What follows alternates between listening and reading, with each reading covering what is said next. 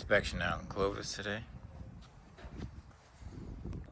Front lights need to be sealed. You see they got some of them getting in there. Whole backside of the sunroom is completely rotted out.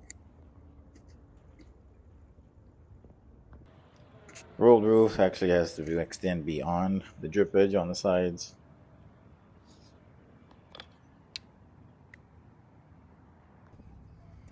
And these pigeons done shat all over this roof. All in the valleys, all on the back, all on the panels. This is basically like a dam, so this is just going to lead to some roof leaks.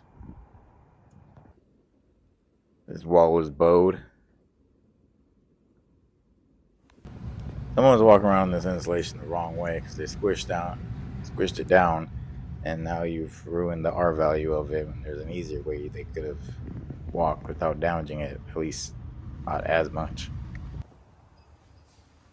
Fire door doesn't completely close on its own.